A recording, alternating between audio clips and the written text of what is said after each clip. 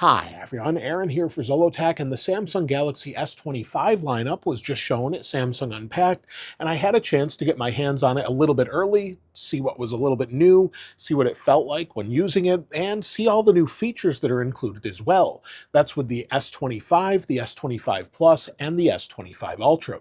So I thought I'd share that first look with you, see what's new, and we're going to mostly focus on the S25 Ultra. The first thing is pretty great news is the prices stay the same this year compared to last year. The S25 is $799.99, the S25 Plus $999.99, and S25 Ultra is $1299.99.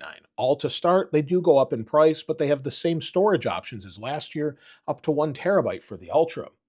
Now, with the new phones, they all have similar feature sets that mostly focus on software, but we're going to focus mostly on the S25 Ultra.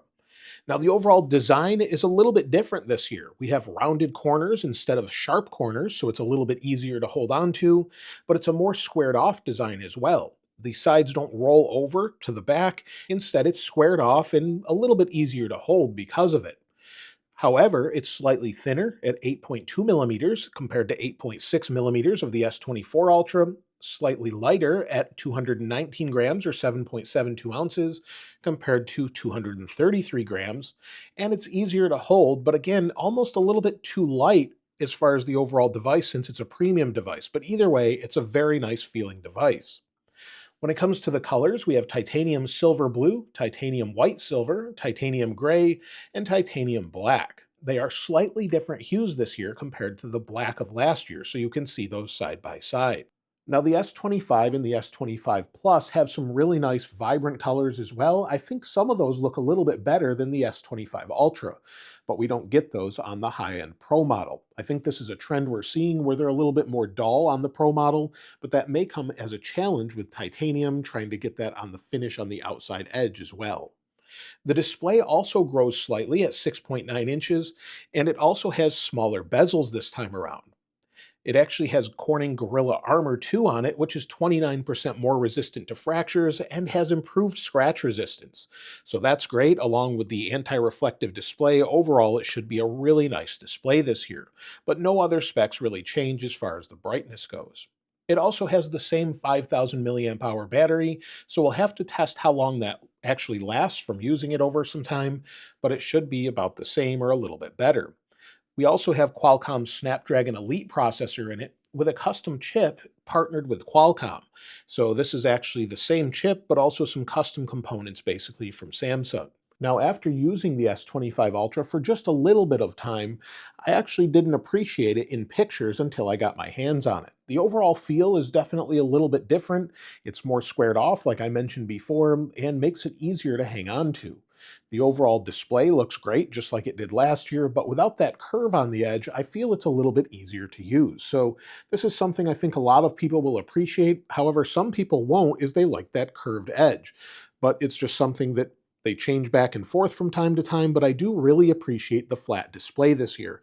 Just like last year, it's flat across the front, and we don't have that curved edge, which is something that can be nice for specific swipe gestures, but in general isn't as nice. It also offers improved cooling, so it has a 40% improved vapor chamber on the Ultra and 15% on the non-Ultra phones.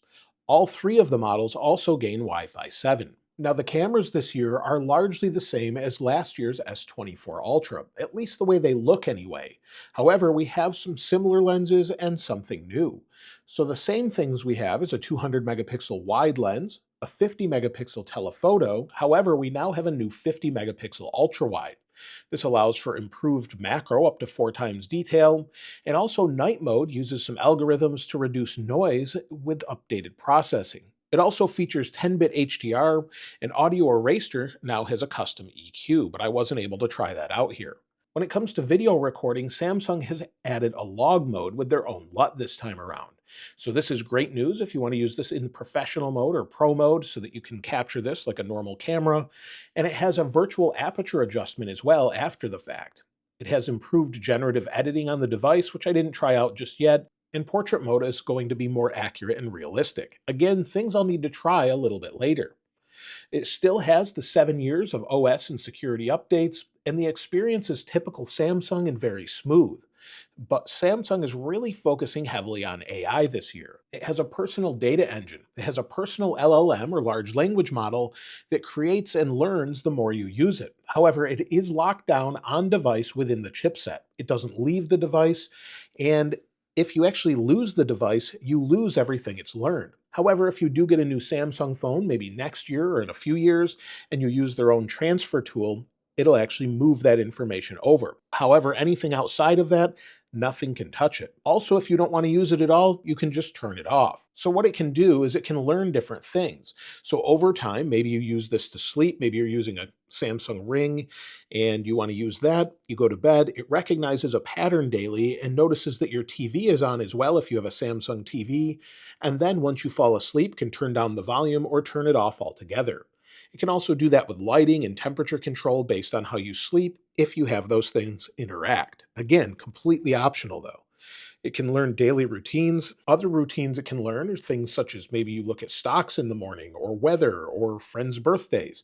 It can give you all of that information. And they also have a now bar on the lock screen, which shows relevant information throughout the day. Again, it learns over time though. You can use Gemini to see what's on the screen. And one of the most impressive demos is it can actually look at the ingredients that are in your refrigerator and then tell you what food recipes would work based on those ingredients. So it uses Gemini to do that.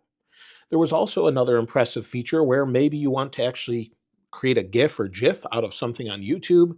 You can just simply go into it, open the sidebar, circle what you want, record a little bit of the video, and then create that GIF or GIF out of it. So it's got some really nice features, of course, with all of the other things that come along with Samsung's OneUI and all of their updates. The OS itself now understands natural language, so you can go into the settings and try and find something just by saying, find something to help me reduce the brightness, and it will actually bring you to the page with the settings of brightness. If you don't want your phone to lock as quickly, but you don't know where that setting is, you can say, how can I make the lock screen stay on longer? And it will bring you right to those settings. So that's everything with the new Samsung Galaxy S25, S25 Plus, and S25 Ultra. Now I'll get my hands on them to do an unboxing, maybe some comparisons, maybe some deep dives into the software since there's a lot to unpack there. And if there's anything specifically you haven't been able to find elsewhere, let me know in the comments below, and I'll either try and answer those questions or maybe film another video about it. Let me know what you think of the new S25 Ultra after using it for a little bit. It is a nice design change, not a huge leap, but definitely it feels a little bit different. Despite the back of it looking very similar, it's got some really nice upgrades. Again, let me know what you think of it in the comments below, and if you haven't subscribed already, please subscribe, and if you enjoyed the video, please give it a like. As always, thanks for watching. I'll see you next time.